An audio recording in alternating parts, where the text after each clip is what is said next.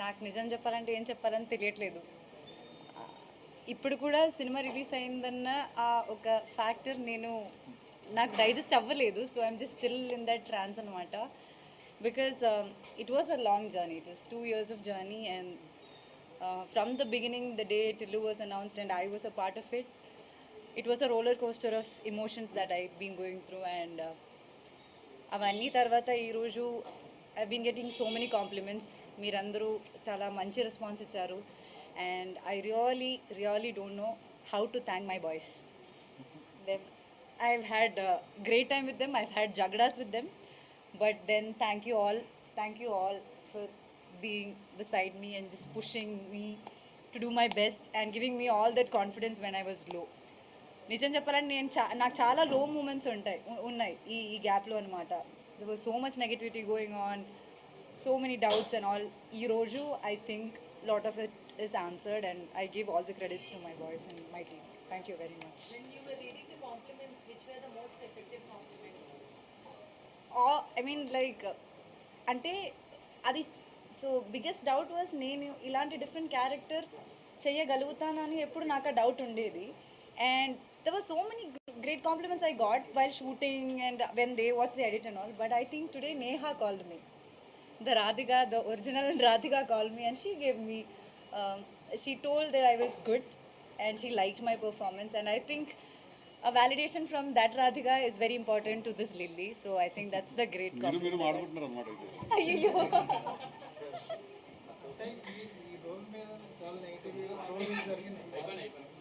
Full finish అంటే trolls అవి జరిగినాయి కదా, మీరు పర్సనల్గా ఇబ్బంది పడ్డారు. ఏ సందర్భంలో రియలైజ్ అయ్యారా ఇది అనవసరంగా చేశానేమో ఆ కైండ్ ఏమన్నా?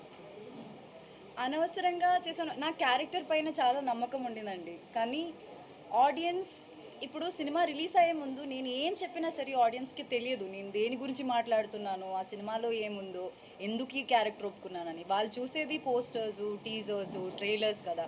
దాంట్లో ఉన్న ఫ్యూ సెకండ్స్లో వాళ్ళకి ఏం అర్థమవుతుంది. అప్పుడప్పుడు how can I even convey it అని అనిపించేది. కానీ I hope things are clear now and అందరికీ like know why I did this character and I want to be part of this. Thank you very much. Thank you very much. All your support forever. We all need it, and thank you very much.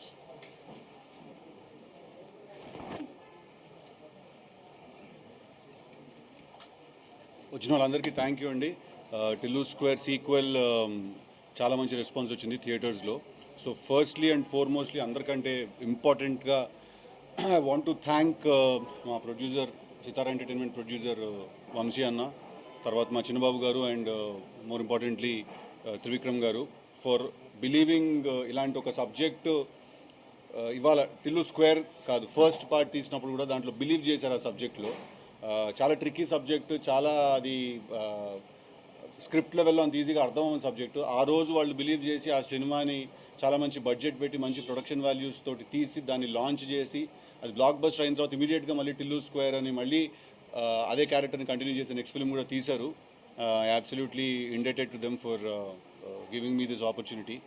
And secondly, మొన్న ఒక ఇంటర్వ్యూలో ఎందుకు ధైర్యంగా నువ్వు cinema బాగుంటుంది అని చెప్పట్లేదు, ఎందుకు ఒక క్వశ్చన్ మార్క్తో ఎండ్ చేస్తున్నావు ప్రతిదీ అని అన్నారు. ఇవాళ చెప్తున్నాను సార్, సినిమా బొమ్మ అదిరిపోతుంది, థియేటర్కి వెళ్ళి చూడండి అందరూ. డెఫినెట్గా చాలా చాలా ఎంజాయ్ చేస్తారు. Just wanted to wait for the release day అంతే. బికాజ్ మాకెంత తెలిసినా కూడా ఆ మాట మాలో నుంచి రాకూడదు. సినిమా రిలీజ్ అయిన తర్వాత పబ్లిక్ వ్యాలిడేషన్ ఇచ్చేసిన తర్వాత మేము అంటే అప్పుడు అది కొంచెం అందంగా ఉంటుంది. That's the only reason I held off. అంతేనండి. Thank you very much.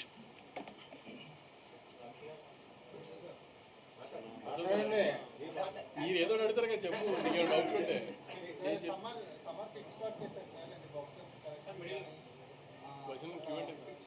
Summer అయితే అంటే ఇప్పటి వరకు నెంబర్స్ కూడా చాలా పెద్ద నెంబర్స్ ఎంతవరకు సక్సెస్ అనేది 100 కోట్లు క్రాస్ చేస్తుందని ఎస్టిమేషన్ నాకు. ఇవాళ మార్నింగ్ షోకి మ్యాట్నీల్కి ఉన్న గ్రోత్ కానీ ఇవన్నీ చూస్తున్న తర్వాత నెక్స్ట్ వీక్ ఉగాది, రంజాన్ ఇవన్నీ యాడ్ అవుతాయి నెక్స్ట్ వీక్ హాలిడేస్లో. సమ్మర్ అంతా ఖాళీగా ఉంది ప్రస్తుతానికి, ఏప్రిల్ అంతా. సో నా లెక్క అయితే 100 crores క్రాస్ టచ్ అవ్వాలి. క్వశ్చన్ అడిగినప్పుడు లెక్క చెప్పు.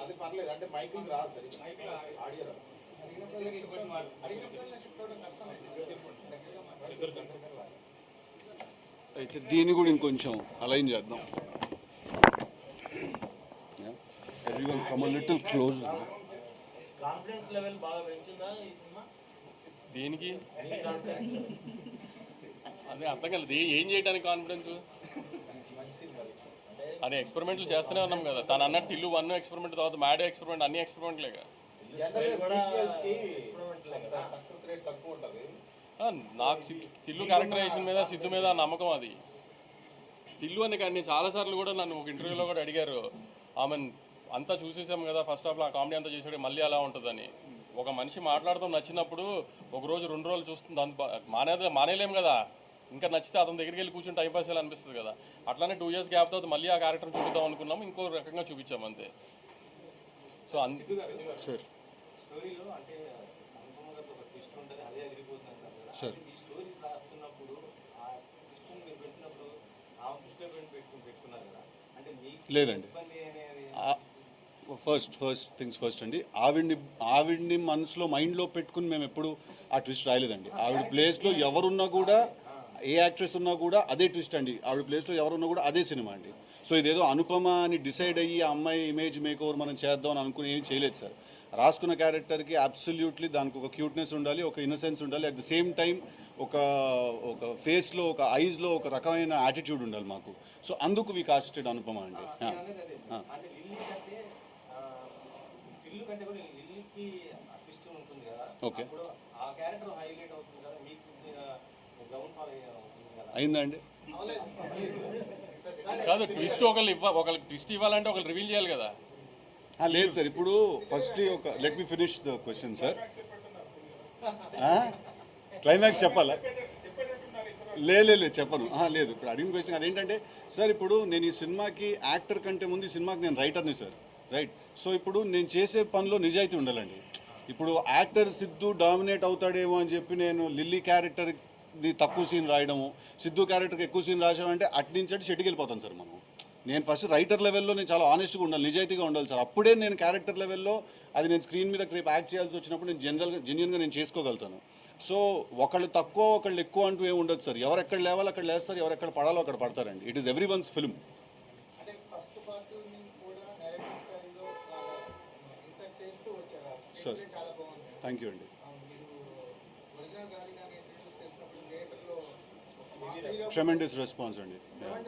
ఒక హీరోకి కమర్షియల్ మాస్ హీరో పెట్టినంత రెస్పాన్స్ వచ్చింది అవునండి, ఆ క్యారెక్టర్ ఇంట్రడ్యూస్. అవును ఆ పార్ట్ అంటే ఆ 10 minutes పార్ట్ కూడా వన్ ఆఫ్ ద హైలైట్ అని చెప్పొచ్చు. అవునండి, కాన్వర్జేషన్ అబ్సల్యూట్లీ. అంటే ఫస్ట్ పార్ట్ని గుర్తు చేస్తూ సెకండ్ పార్ట్ని రన్ చేయడం అనేది ఒక రైటర్గా కంప్లీట్ న్యూ స్టోరీ కదా, పాత క్యారెక్టర్స్ అలా వస్తుంది. అదే సార్, సో ఇది ఏంటంటే వచ్చిన ఇంట్రెస్టింగ్ మిక్స్ అండి. దీన్ని పార్ట్ 2 అని అనలేము, అలాగని ఫ్రెష్ సీక్వెల్ అని కూడా అనలేము. It's a mix of both. అది ఉంటుంది, ఇది ఉంటుంది. బాగా వర్కౌట్ అవుతుంది. అది అంటే అదొక ఒరిజినల్ స్క్రీన్ ప్లే అవుతుందండి. అప్పుడు అది మనం ఏ రిఫరెన్స్ తీసుకోలేదు, పార్ట్ 2 అని చెప్పి దీన్నే కంటిన్యూ చేయలేదు మేము, లేదు సీక్వెల్ అని చెప్పి కంప్లీట్లీ ఒక ఫ్రెష్ స్టోరీయే రాయలేదు.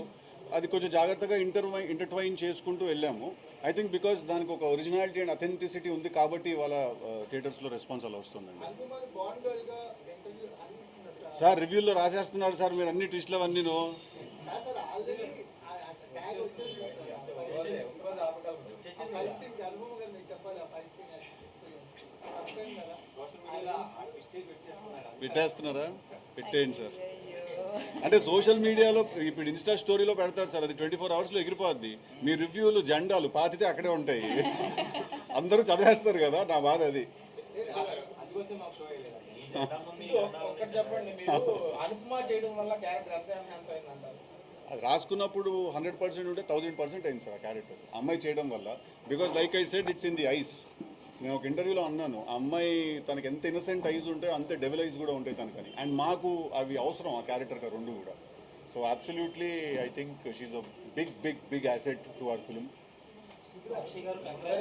అనుపమ ఫస్ట్ టైం కదా మీరు కొంచెం బోల్డ్గా యాక్షన్ చేయడం, మీకేం పాయింట్ కన్విన్స్ అయ్యింది? ఎందుకు ఇన్నాళ్ళు చేయకుండా, లేదా ఇంతకు ముందు కూడా మీకు ఆఫర్స్ వచ్చి ఉండొచ్చు ఇలాంటి క్యారెక్టర్? ఈ సినిమాకి యాక్సెప్ట్ చేయడంలో మీ ఇంట్రెస్ట్ అసలు సినిమాలో బోల్డ్గా ఏముందో చెప్పు. లవ్ సీన్స్ ఉన్నాయి, లిప్ లాక్స్ అయ్యా ఈ బోల్డ్ ఏంటి దాంట్లో? అసలే బోల్డ్.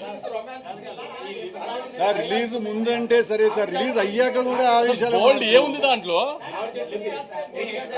లిప్ లాక్స్ బోల్డా ఈ రోజుల్లో? సునీత చౌదరి ఆధ్వర్యంలో చాలా కట్ చేసింది అక్కడ ఎవరు?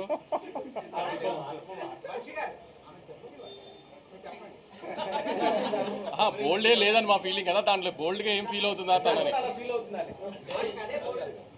We want to know, like, you are being said as a born girl and you have a new kind of image created with this. దాని గురించి మీరు మాట్లాడండి. కొంచెం mic lean little forward. Yeah, is that okay? అంటే ఇప్పుడు మీరు అందరూ నవ్వుతూ హ్యాపీగా అడుగుతున్నారు, కానీ ప్రీవియస్ ప్రెస్ మీట్లో అలా అడగలేదు. సో ఇప్పుడు మీరు సినిమా చూసారు కాబట్టి ఏమీ కన్విన్స్ అయ్యాం. ఈ డేట్కి సంబంధం లేకుండా ముందు మీ ఫస్ట్ మీ యాక్సెప్టెన్స్ నేను సినిమా రిలీజ్కి ముందు ఒక ఇంటర్వ్యూలో చెప్పిన విషయం ఏంటంటే, నేను ఈ క్యారెక్టర్ నా లైఫ్లో కెరియర్లో చూస్ చేయకపోతే that will be the biggest stupidity that I do అని. మీకు అది ఇప్పుడు అనిపిస్తుందా లేదా? ఇప్పుడు దాకా నేను చేసిన క్యారెక్టర్ నుంచి కొత్తగా ఉందని మీరే అంటున్నారా లేదా? సో ఎగ్జాక్ట్లీ అదే అండి రీజన్ కూడా.